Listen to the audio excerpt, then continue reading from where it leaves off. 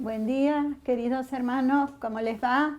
Un hermoso día para juntarnos, para abrir la Biblia, la palabra de Dios, para compartir los salmos que son de tanta bendición para nuestra vida.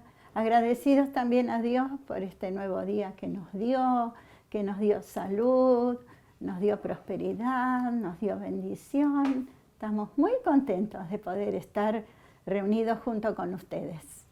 Que el Señor les bendiga en este día que es el día del Señor, que la gracia de Dios pueda estar obrando en nuestras vidas, en nuestros corazones, y que podamos realmente tener un día de mucha bendición. Amén. En esta mañana vamos a compartir el Salmo 146. ¿Leemos todos juntos? ¿Tienen la Biblia a mano? Bueno, leamos juntos que el pastor nos guía en la lectura. Salmo 146, alabanza por la justicia de Dios. Alaba, oh alma mía, a Jehová, alabaré a Jehová en mi vida, cantaré salmos a mi Dios mientras viva. No confiéis en los príncipes, ni en hijo de hombre, porque no hay en él salvación, pues sale su aliento y vuelve a la tierra. En ese mismo día perecen sus pensamientos.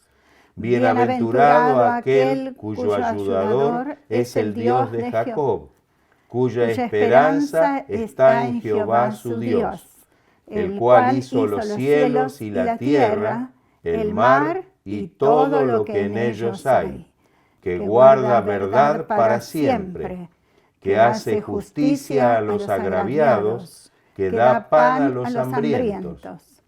Jehová liberta a los cautivos, Jehová abre los ojos a los ciegos, Jehová levanta a los caídos, Jehová ama a los justos, Jehová guarda a los extranjeros, al huérfano y a la viuda sostiene, y el camino de los impíos trastorna.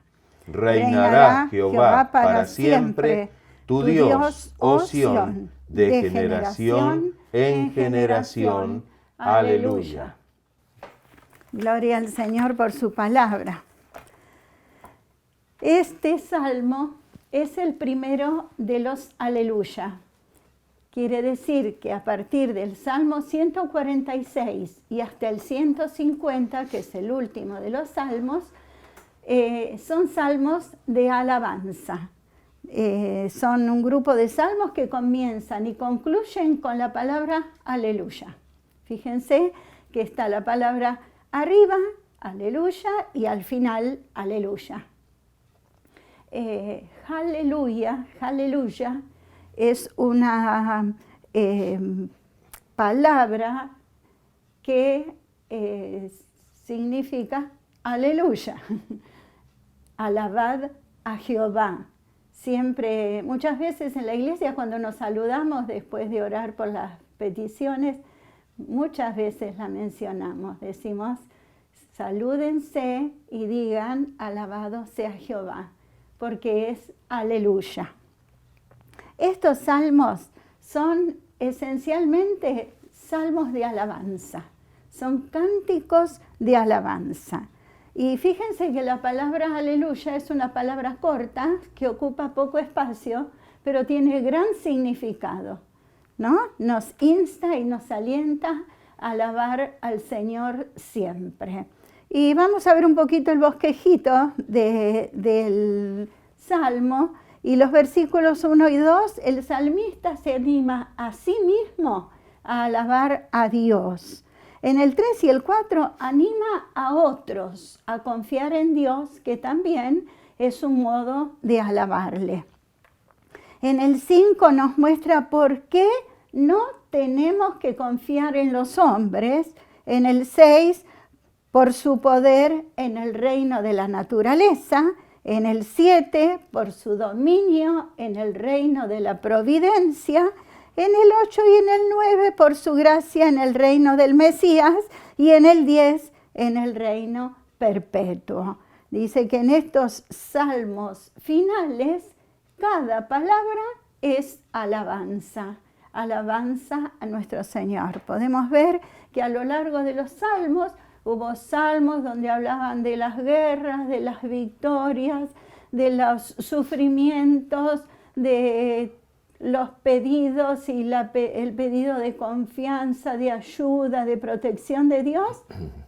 Sin embargo, estos hablan y nos instan y nos alientan a alabar a nuestro Dios. ¡Qué maravilloso!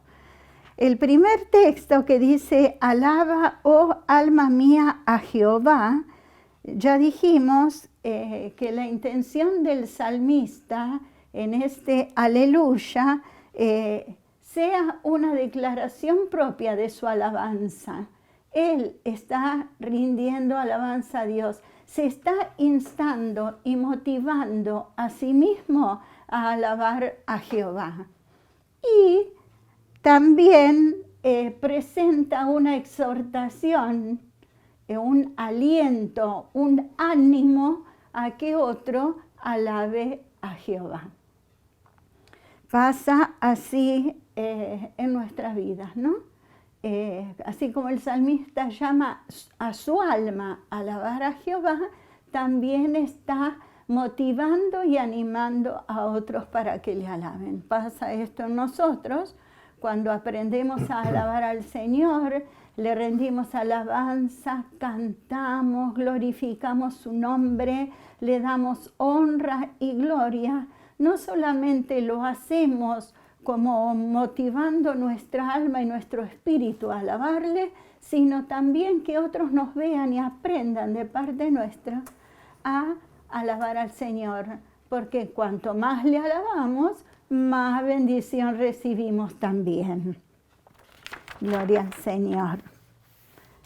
Aleluya es una palabra compuesta o formada por dos palabras hebreas. Una es halel, que es un verbo que significa alabar, y la otra palabra que la vemos muchas veces en los salmos es ja, que quiere decir Jehová. Entonces, la combinación de estas dos palabras, halel y ja, quiere decir alabad a Jehová. En el versículo 2 dice, alabaré a Jehová en mi vida y cantaré salmos a mi Dios mientras viva. Esto es casi lo mismo que menciona en el Salmo 104:33. Dice, a Jehová cantaré con mi vida y a mi Dios cantaré salmos mientras viva. Aquí el salmista declara una determinación que hay en su vida, de alabar a Dios con toda su vida, con todo su ser, con toda su mente, con todo su corazón y no solamente con todo lo que implica su persona, sino que también quiere alabar al Señor en su existencia, a lo largo de toda su vida en la tierra, y no solamente eso, sino que también por la eternidad, que es un poco lo que nos enseña la palabra de Dios cuando nos dice que cuando estemos en el cielo, nuestro ministerio será alabar a Dios. Qué maravilloso que podamos tomar esto como un aprendizaje de poder incorporar esto en nuestra vida y poder alabar al Señor, como dice el salmista, con toda su vida, con todo su ser, con la mente, con el corazón, en todo el tiempo que esté viviendo en esta tierra, en nuestro caminar aquí en esta tierra, que sea motivo de alabanza a Dios por sus grandes misericordias hacia nuestras vidas, pensando que en un futuro, cuando estemos en la eternidad, en la presencia de nuestro Señor, este va a ser el ministerio que vamos a tener que desempeñar, alabar por siempre a nuestro Dios. Amén. Los versículos 3 y 4 dicen, no confiéis en los príncipes, ni en hijo de hombre, porque no hay en él salvación. Pues sale su aliento y vuelve a la tierra. En ese mismo día perecen sus pensamientos.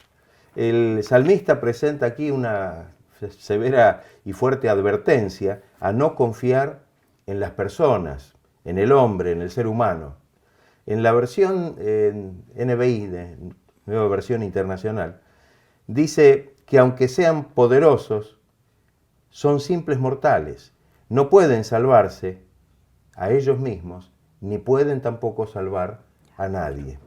Cuando la persona no tiene a Dios, cuando la persona no conoce verdaderamente al Señor, algo o alguien ocupa el lugar de Dios en nuestra vida. Si nosotros no clamamos al Señor y confiamos en Él, evidentemente vamos a terminar confiando en alguna otra cosa o en alguna otra persona. Y esto es algo muy propio de la naturaleza humana. El primer candidato que ocupa, digamos, el puesto de suplantar a Dios es el hombre mismo. Por eso está la advertencia en la Biblia. Jeremías lo dice muy claro.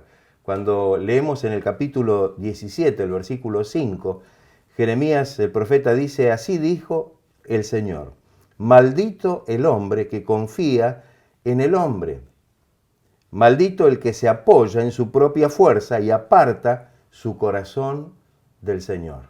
Qué importante y qué claro está el tema aquí para Jeremías, para que nosotros lo podamos comprender.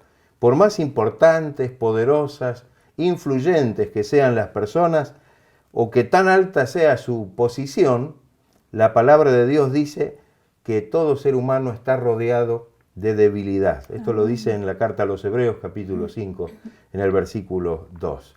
De tal manera que nadie puede reemplazar a Dios de ninguna manera.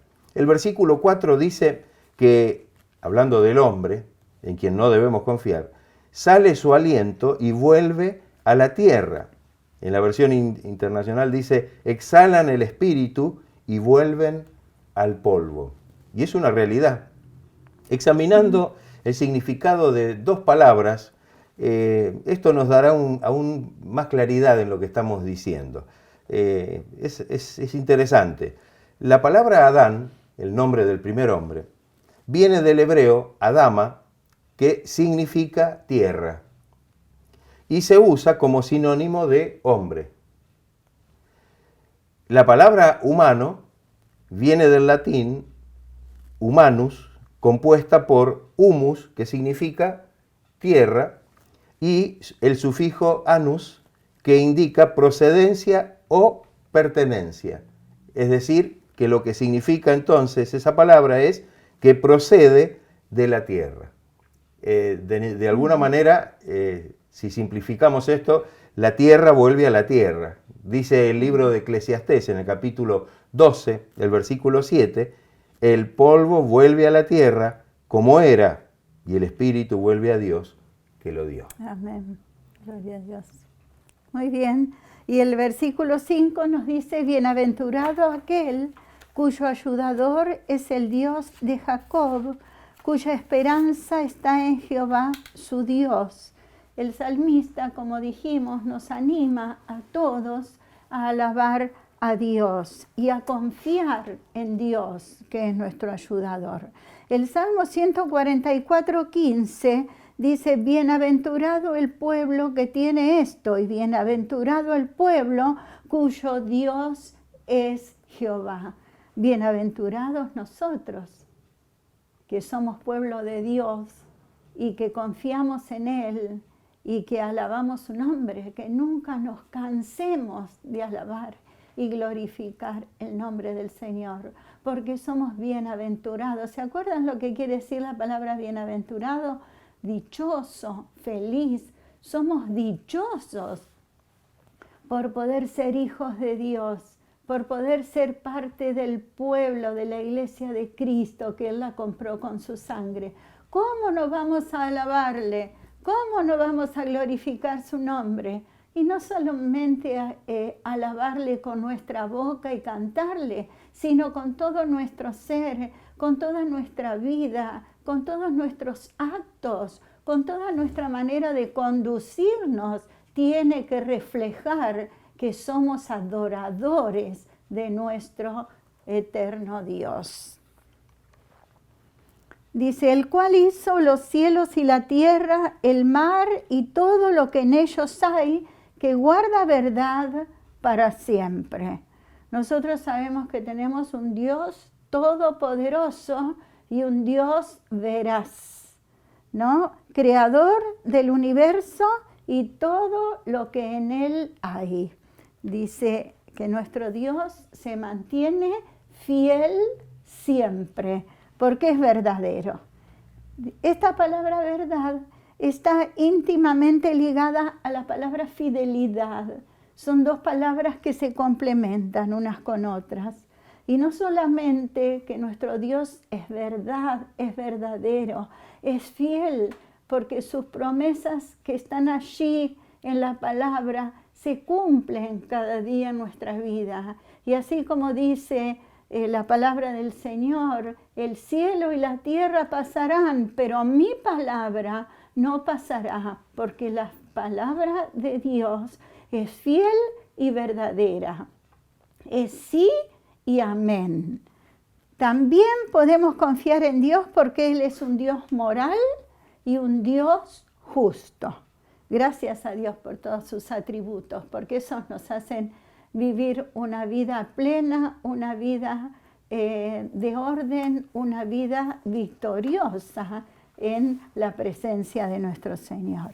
El versículo 7 dice que hace justicia a los agraviados, que da pan a los hambrientos, Jehová liberta a los cautivos. El poder de Dios está al servicio de su amor. Él es un Dios poderoso, pero es un Dios de amor y eso lo sabemos, ¿no?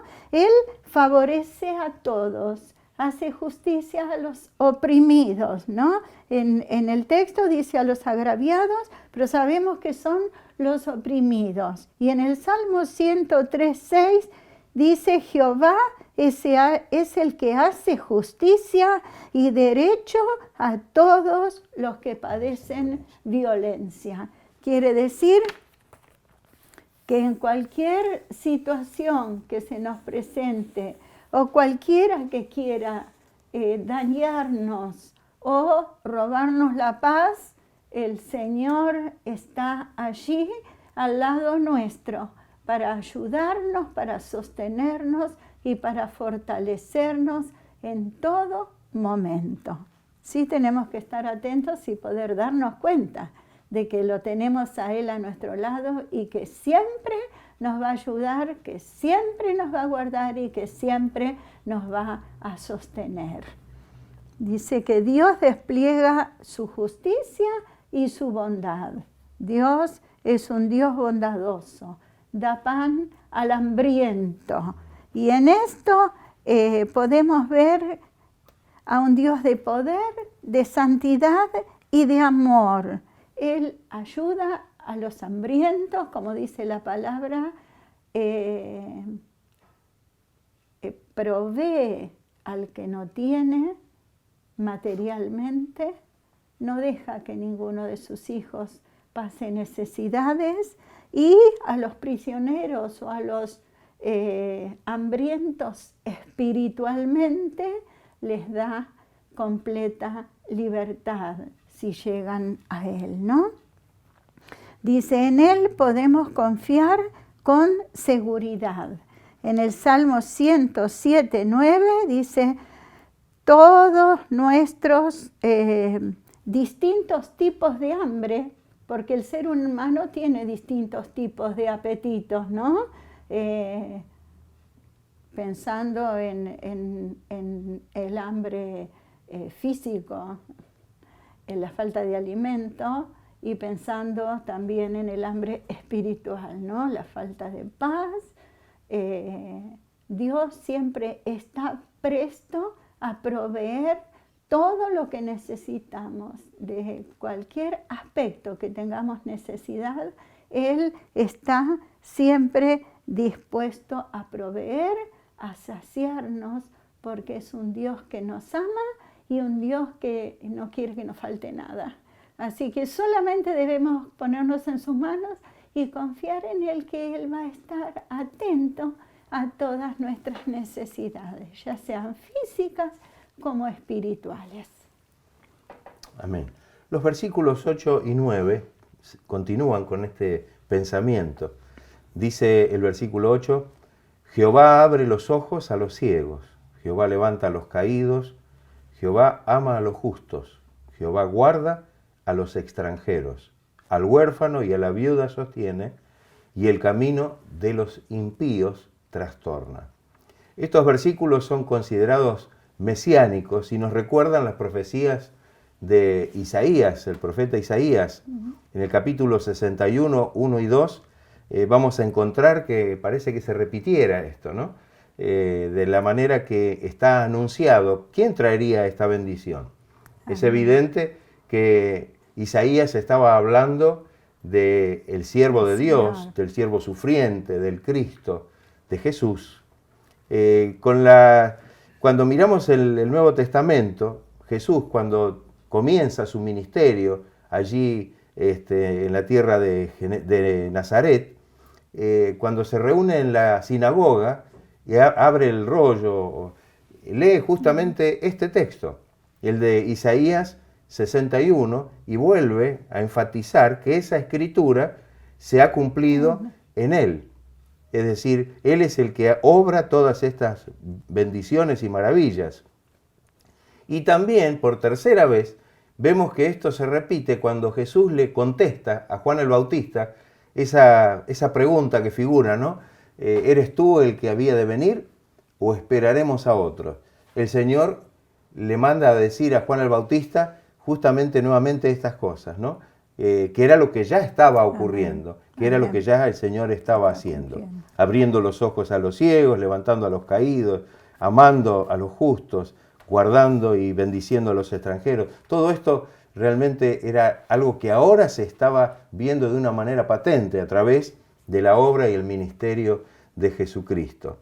Jesús dice, abrió los ojos a los ciegos, literalmente, pero también abre los ojos del entendimiento, es decir, no solamente en lo literal, sino también abre los ojos del entendimiento, corre el velo que produce la ceguera espiritual. La Biblia habla de ese velo que tienen aquellos que realmente no conocen al Señor y que de alguna manera cuando conocemos el Evangelio, cuando venimos al Evangelio, podemos verdaderamente entender que esa obra maravillosa es la que el Señor hace en nuestra vida. Nos da luz, nos ilumina, corre el velo para que nosotros podamos comprender las cosas de Dios. Así que no solo la ceguera literal, la física, sino también esa ceguera espiritual. El Señor no solo sanó a los ciegos, a Bartimeo y a los otros dos ciegos, y vemos al otro que menciona también que le puso el barro en los ojos, sino que hizo también una maravillosa obra espiritual, abriendo los ojos del entendimiento a aquellos que realmente no creían. Jesús levantó a los caídos.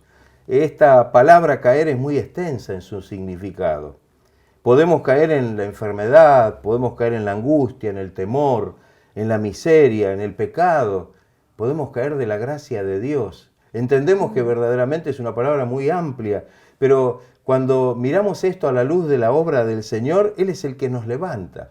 No solamente el Señor lo hizo en su momento allí cuando estuvo en la tierra y levantó a tantos caídos de muchas maneras, sino que hoy el Señor sigue levantando a aquellos que están postrados y caídos por alguna de estas circunstancias. Es más, cuando leemos las cartas, las epístolas de los apóstoles, notamos que realmente el Señor nos hace por lo menos 2 veces la promesa de que si hacemos la voluntad de Dios y si seguimos a Él, no caeremos jamás. Y esta es una bendición maravillosa que podemos tener en el Señor.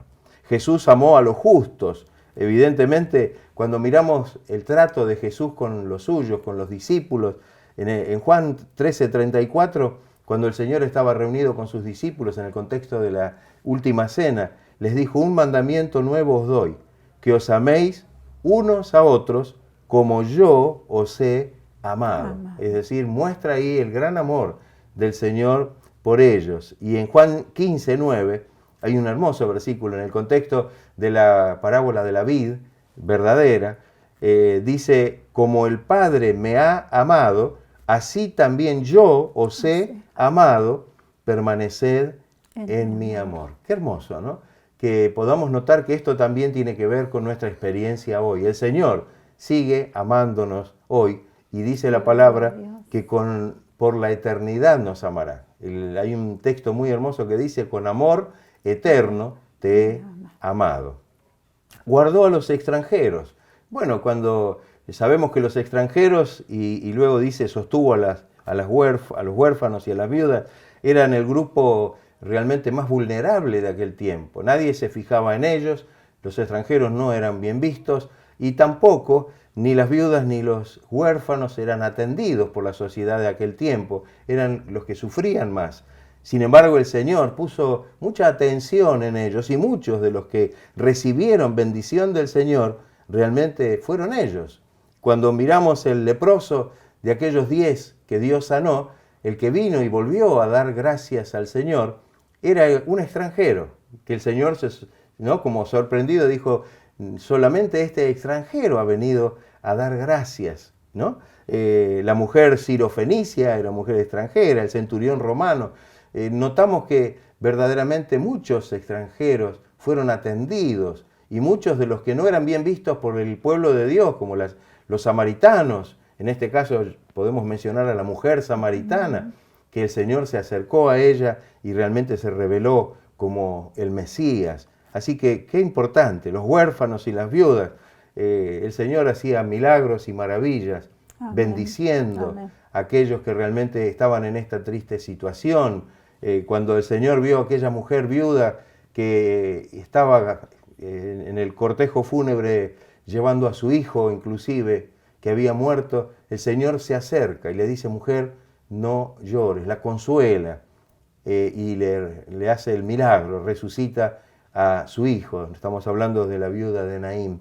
Entonces, vamos a notar que el Señor sigue ocupándose de aquellos que están desvalidos, de aquellos que realmente no tienen realmente los recursos necesarios a veces, pero el Señor es poderoso para poder realmente ayudarnos. La última cosa dice, Jesús trastornó el camino de los impíos. Sabemos que el que permanece en impiedad no prosperará. El Señor no estuvo de acuerdo con aquellos que realmente tomaban las cosas del Señor o profanaban las cosas del Señor. Una muestra la tenemos cuando el Señor entró en el templo y vio lo que sucedía, que estaban los que tenían las mesas que cambiaban dinero y tenían los que vendían animales para el sacrificio, los que vendían las palomas. El Señor dice que echó afuera a todos. Realmente vio que toda esta corrupción Él no estaba dispuesto a tolerarla. No bendice el Señor a los que actúan impíamente. Entonces, qué importante que podamos nosotros tener este concepto. El Señor, así como se cumplió estas palabras en Jesús, se siguen hoy cumpliendo también en nuestra propia experiencia y en nuestro propio tiempo. El Señor, el siervo de Dios, el ungido de Dios, sigue entre nosotros haciendo obras, milagros y maravillas también. Amén, gloria a Dios. Y vamos al último versículo, que es el 10. Dice, reinará Jehová para siempre, tú, oh Dios, oh Sión, de generación en generación. Sabemos que tanto en poder como en justicia, nuestro Dios reinará para siempre, incluso de generación en generación. También qué lindo y qué bueno que nosotros podamos transmitir estas palabras y estas bendiciones a través de las generaciones que nos tienen que seguir, ¿no? Que podamos enseñar a nuestros hijos, a nuestros nietos, a todas las generaciones, que podamos hablarles del Señor para que lo puedan conocer y puedan vivir en la voluntad de Dios. Este Salmo 146 termina de la misma manera que comenzó. Comenzó con un aleluya y termina con un aleluya. Quiere decir que este hermoso salmo es un salmo feliz, ¿no? Terminamos con un salmo muy feliz, pero no termina aquí la alabanza, como lo estuvimos viendo a lo largo de todo el salmo.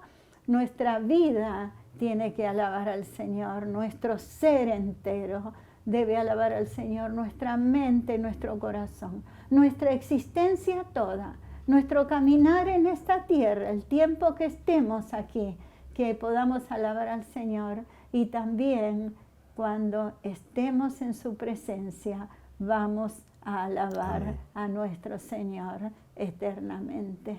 Gloria al Señor por esta maravillosa palabra que hoy nos deja una hermosa enseñanza y también un motivo de gozo y de alegría, poder alabar y glorificar el nombre de nuestro Señor Jesucristo. Y así vamos a orar. Amén. Para que el Señor bendiga su palabra, que quede grabada en nuestro corazón y que pueda hacer una obra grande en nosotros. Amén. Oremos.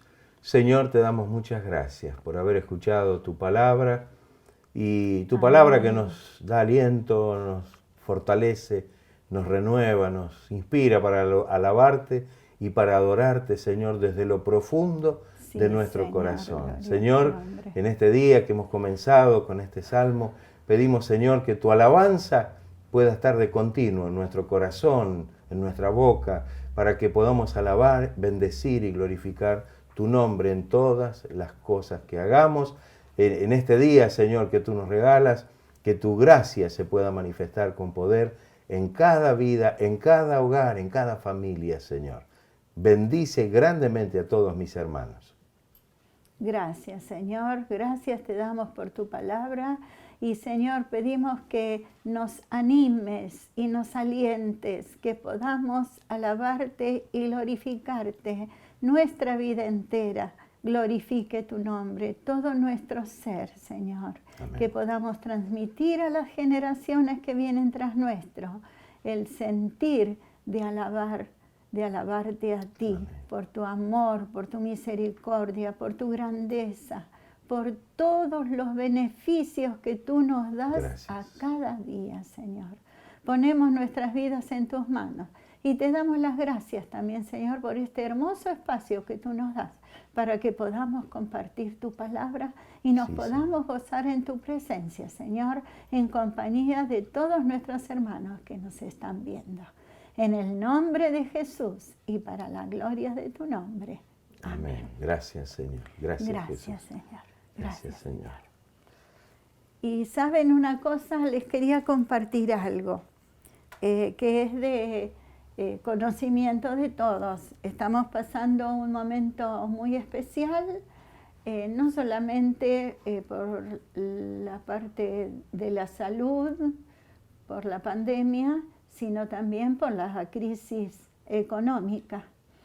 Y el Señor nos bendijo porque ustedes han colaborado mucho y están colaborando mucho en este tema, que estamos juntando alimentos. Estamos asistiendo a aproximadamente a 15 familias que por la situación que se está viviendo en este momento, algunos quedaron sin trabajo, otros no reciben su sueldo, y como iglesia, y como familia de la fe, y como cuerpo de Cristo, estamos ayudando y colaborando en esta parte con todo lo que ustedes nos envían. Entonces, los quiero motivar a seguir haciéndolo, porque bueno, todavía nos queda un tiempo, no sabemos cuánto tiempo más vamos a estar en esta situación, pero que el Señor provea, siga proveyendo a ustedes para que también a su vez nosotros podamos estar compartiendo con los hermanos que están pasando un momento de escasez. Sin querer, el Salmo nos hablaba del tema, por eso no quería terminar sin alentarlos a que sigamos con esta tarea que es hermosa, es hermosísimo trabajar en esto sabiendo que somos las manos del Señor. Él nos da y nos utiliza a nosotros para que podamos ser de bendición a otros. Así que les agradecemos Amén. De todo corazón y estemos orando.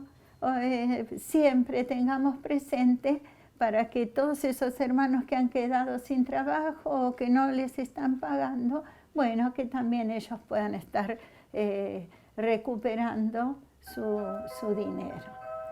Les amamos en el amor del Señor, los queremos Amén. mucho, los extrañamos mucho y esperamos vernos pronto. Amén. Que el Señor los bendiga ricamente. ¿No dijimos la frase? No dijimos la frase. ¿La decimos? Sí, a ver. Aleluya, alabado sea Jehová.